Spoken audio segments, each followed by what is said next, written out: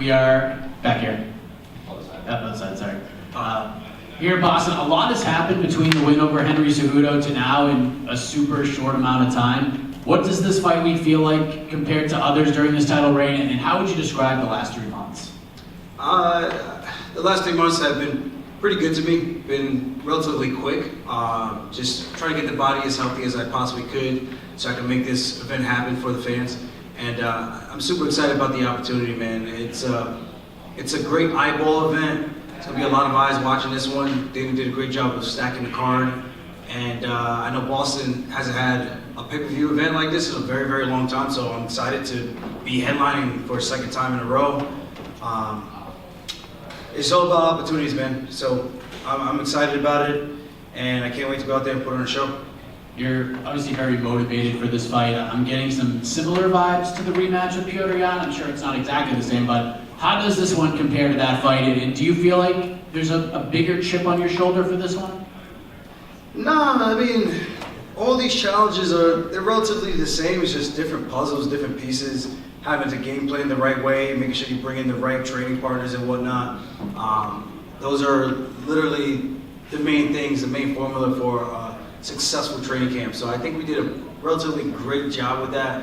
I think I'm in a really good headspace, and this guy's gonna need lightning to strike to beat me on Saturday night. Sean may not like you, and I'm sure the feeling is mutual, but he does respect what you have accomplished in this sport. He says you're the greatest bantamweight of all time. He said that multiple times. What have you made of his resume to this point and what he has accomplished thus far? I mean, his resume is, it's okay. He did what he was supposed to do with the talent that was put in front of him, the same thing I have done over the years. The difference is that the caliber of opponents and opposition that I face is night and day. I don't think there's anyone in the UFC other than Petr Yan that he's beaten that's still in the UFC. And you can't say the same for my resume and the opponents that I face over the years. Other than that, he's a tough competitor. I know he's done his homework. He's going to come prepared. He's got a great team behind him. And I just look forward to smashing him and showing them that there's levels to this. He believes you're giving off nervous energy heading into this fight, that you seem nervous. How would you describe your energy and your vibes? And even if there is a perceived nervous energy, is that necessarily a bad thing? Nerves are good, but I don't know what nervous energy is that he's referring to. I think he said he saw me on TV and I looked hella nervous. I thought that was pretty cute. They're showing the highlights of the fight and I'm getting excited about it. I don't know if that's nerves, but we'll see who's nervous when I step in that octagon with him and when he sees how much I fill out. And when I put my man strength on him, he's going to have no choice but to fold. Last thing for me, potentially your last fight at 135 before you move up. If all goes well on Saturday, do you feel like you are leaving this division in a good place with Merab, Sean, Henry, Sandhagen, some of the other veteran and up-and-coming fighters climbing the ranks? And who would you match Merab up with if you could wear the matchmaking hat? It's like that commercial, are you in good hands? You know, the Allstate commercial. So I think he's in very good hands with Merab. If there's a matchup, maybe Sandhagen or Henry Cejudo. Those are the only two that really make sense at this current moment. We'll see how Cheeto does with Pedro Munoz and go from there. Obviously, Sandhagen beat him, but Sandhagen's getting surgery. So it's a very interesting position, and obviously Umar is out as well, getting surgery, just having his surgery, I should say. So I think it's Merab and whoever he feels fit. Aljamain, Sean has said that he's despite that, he believes the weight cut is going to affect you. Henry Cejudo said the same thing. Do you think these guys really believe that the weight is going to compromise you, or is it just that they need it to sort of rely on something to motivate themselves? This is what I've been having. So I don't think there's any weight cut that's going to be an issue for myself, you know. So if these guys are banking on me missing weight, over what history, what track record do I have of ever missing weight? So if you want to bank on, oh, he's going to have a tough weight cut, Henry did the same thing, oh, I wonder where's Sterling, he's probably still cutting weight. Like, dude, you're flyweight coming up to 35, you know? Life is good for you, so of course it's going to be a little bit easier for him. It's always tough, but I make the weight like a professional, and I always show up on championship weight, and I think I'm under. So if that's what he's banking on, good luck. Don't take that luck to the casinos, because you ain't gonna win. And I can't wait for Friday. Weigh in, and then we're just one step closer to smashing this dude and going out there and having my victory tour. There's a lot of talk about Sean O'Malley's star power and how he's got the it factor and he's like this guy that the UFC can see putting money behind. Do you see an it factor in him, or do you just think it's the machine pushing him that's giving him this sort of platform to say he has that it factor? I think if anyone had the same Snoop Dogg promoting their fight after coming off the Contender Series, I think anyone could have become a superstar like that overnight, because it's hype. It's hype. Especially when you're going out there and you're fighting other guys that should not be in the cage with you. It's easy to stack up the resume and you get these highlights. I mean, I'm finishing guys in the top 10, top 15. There's a significant difference in doing that against caliber opponents versus guys who just aren't in the show anymore. There's a reason why they're not in the show anymore. I'm not saying that they can't get back, but I'm just calling the facts how it is. The it factor, I don't know what it is. I don't get it. I mean, he has a flashy style in the sense of he gets knockouts, but the guys he's knocking out, I mean, for the casual fan, that's cool.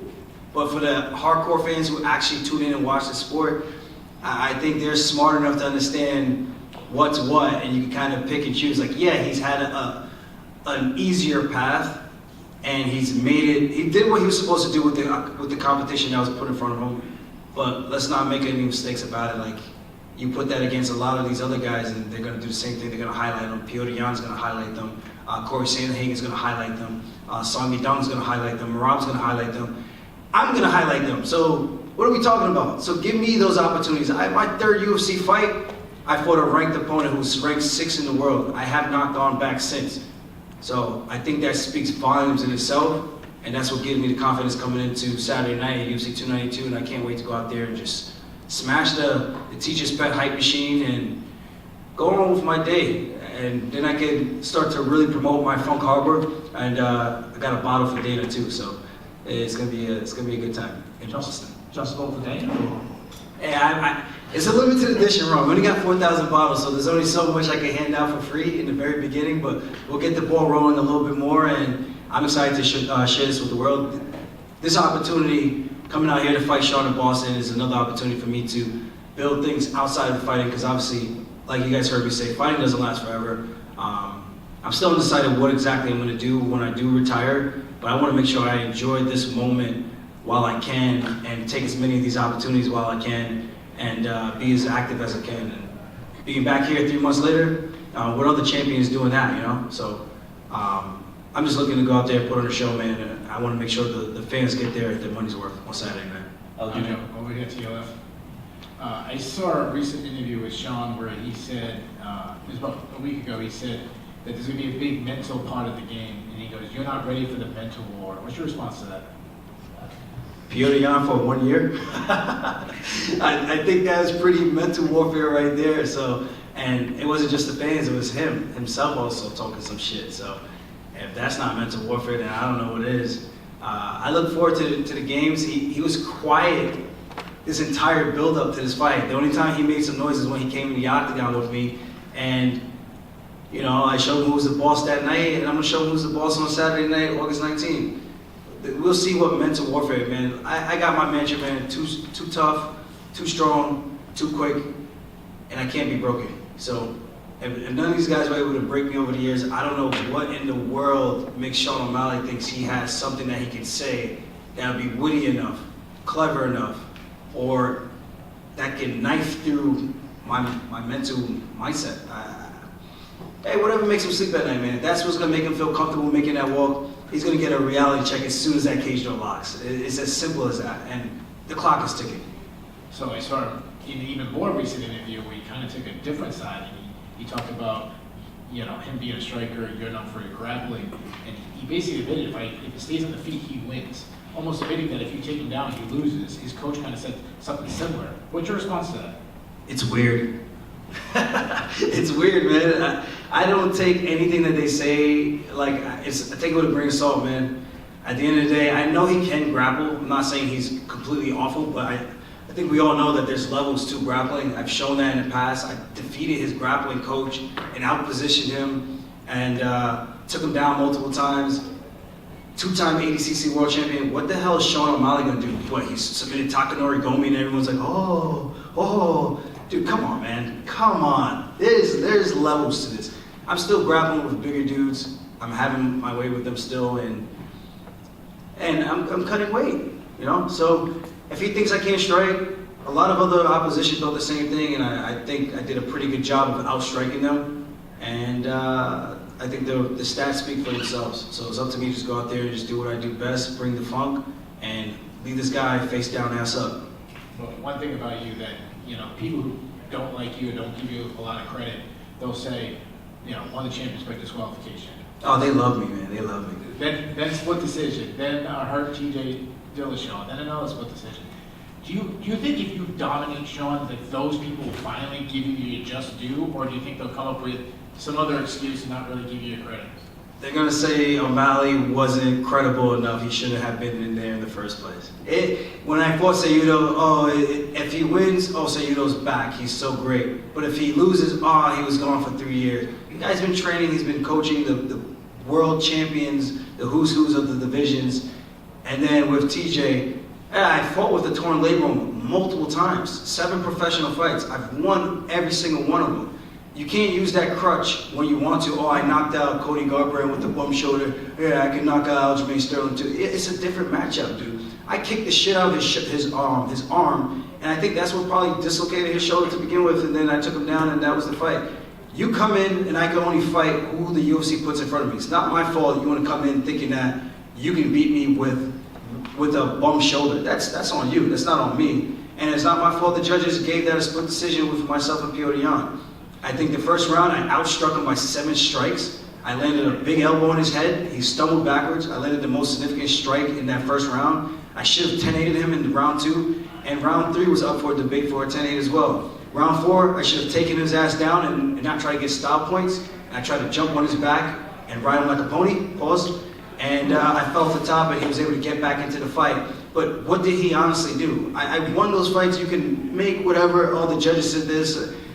Cry all you want, man. I love the tears, and I'm going to be laughing all the way to the bank. So line them up. I'm going to keep knocking them down and do what winners do, and that's win. And my last question. You've been in main events. You've defended your title. You've come on 25 minutes. All things that Sean hasn't done. How much of an advantage is that? I think it's a big advantage. I think the biggest advantage coming into this is the level of competition I've faced to date. Like I said, Sean's got some serious skills. He's got good feints. He's long. He's rangy. I think he's going to be the first opponent that actually has a longer reach than me. I'm 71. I think he's 72. I've acknowledged all these things. He's got good front kicks. He does good spins. I hope he does spins so I can take his back. So he does a lot of good things really, really well. And it's a dangerous test. But at the end of the day, I think my competition is going to show. My fight IQ is going to show. And we'll see where he's really at. This could be an opportunity for him to solidify himself and shock the world, and this is another opportunity for me. So for the UFC, it's a win-win. They get a huge star in Sean O'Malley. I win. I think you get the eyeballs that Sean O'Malley brings, and I think it's just welcomes the entire world now to the Funk Master era, and I think that's what it's all about. Finish this guy, do it in style points, call out Alexander Volkanovski, go up there, chase more history. And that's what it's all about. I mean, I feel sorry for the people out there who never want to challenge themselves or do great things. I think that's the beautiful thing about this sport and the UFC giving us this opportunity. We can carve out our path and our future. And I think I've been doing a hell of a job doing that. And I look forward to bringing in more good times. Aljamain, over here. One of the concerns that you had when this fight got announced, it wasn't that you didn't want to fight O'Malley, you didn't want to fight in Boston, but that August 19th date, since you've been very active. And you didn't really know how your body was going to hold up and if it was going to be fit for that date. Now that the date is just a few days away, can you talk about your health and your body and how this quick turnaround was for you? I feel good, man. I think we gave ourselves enough time. The way we did our training, we worked around the things that were lingering from the last fight and the fight before that, and we healed up as best as we could, and I think we did a pretty damn good job. So maybe I'm like Wolverine. I don't know, but I feel good, man. I'm excited about this. I really am, and I'm glad we were able to have a sit down with the UFC brass and figure out everything and make everything right. And now we have a huge fight for Boston, for the East Coast, to keep the bantamweight division moving. And I don't know, there's a lot to take in with this, and it couldn't have come at a better time. I think keeping me more active sooner rather than later just keeps me a little bit sharper. And to already have gone in there for 25 minutes, the matchup with TJ, traveling and doing all these extra things, I think it's gonna just more than prepare me for the night on August 19th. Like, I've been here before, I've done it. I just need to go out there and prove it again, what I know, what my team knows. And I don't want to say shock the world, but I don't know. I do feel like maybe people are down on me still. I don't know. This is a good opportunity to really just solidify my legacy and everything that I've accomplished thus far. Is Saturday night your last fight at 135 pounds? I'm gonna wait till the fight's over, see how I do. I do plan on thoroughly smashing this dude up, something serious. And after that, maybe I'll drink a couple Happy Dads. They'll give me a sponsorship instead, and maybe the Nub Boys will be hanging out with me and dropping Sean. We'll see, but we'll see how this fight goes. I do my job. I do it with style points. I'll be looking at and having my sights at 145. And right now, Volkanovski has no title defense booked. A lot of people think that Ilia Topuria is next. Do you think you can surpass him and end up fighting for the belt next at 145? I think the timing could work out. It just really depends on how this fight goes. I mean, maybe Sean is so well prepared that this fight ends up becoming a war more than I expect it to be. You know, I'm expecting the best Sean O'Malley to show up, proper takedown defense. I'm sure he brought in great guys. Even though he said he hasn't, I'm sure he's not that dumb. I'm pretty sure he brought in some high-level training. He's brought some good wrestlers in. And I know some of the wrestlers that he trains with. So we'll see. We'll see how the fight plays out, and we'll go from there. I don't like to count the birds in the bush, man. I like the birds in hand. So let me deal with this, get through this guy the way I think that I can, look good doing it, and then from there I think I'd be hard to deny.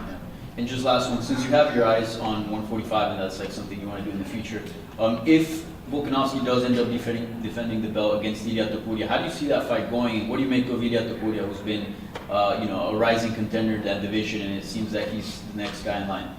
I think Ilia is really, really good. I think he's dangerous boxing. I think that's the difference between him and Volk, but Volk's got some really good feints, footwork. Ilia is more stationary, typically tends to just walk you down, put the hands on you. He's got good anti-wrestling. So I am interested to see how that fight goes. They're both relatively the same height, same size. I do lean towards Volkanovski because I think he just mixes it up a little bit more than Topuria. If Topuria adds in those kicks, I think it makes his game a little bit more well-rounded, and it brings a different wrinkle to the game other than just training for boxing, where Volk just has to stay on the outside, touch him up with calf kicks, inside leg kicks, clinch him up the way he did Jose Aldo when they fought, and that can make things tricky for Topuria. So Topuria has to do his homework if he wants to get his hand raised in that matchup. I'll right here. You mentioned you expect to see the best Sean O'Malley possible on Saturday. With all the hype and all the Dana White privileges you called it and stuff like that, I guess how good do you feel like the best Sean O'Malley is? I mean, I've dealt with difficult guys who are hard to take down, guys that get used to me. You know, I've trained with the Boschrock brothers, both of them. Julian and Rosa, really big frames, a little bit heavier. Some of these other guys back home from Long Island, from the Cerro Longo fight team, and I like to think I'm doing a hell of a good job in the sparring sessions with these guys, and I would imagine O'Malley won't have the same looks that I bring, and obviously I won't have the same exact looks that he brings, but that's what makes this matchup very, very interesting and intriguing. You know, can I get inside without getting sniped, and is he as accurate as he thinks he is? And then the other part is, how good is his takedown defense and how much time he's had since his last fight to improve? So I look at all these things, I factor them all in. I'm gonna be safe, I'm gonna be calculated, and when it's time to take risks, we're taking some risks. Aljamain, you talked about challenging yourself in your journey. You know, it's incredible to think back 8 years, February 2014, and what you've done since then. And then you look at Cody Gibson,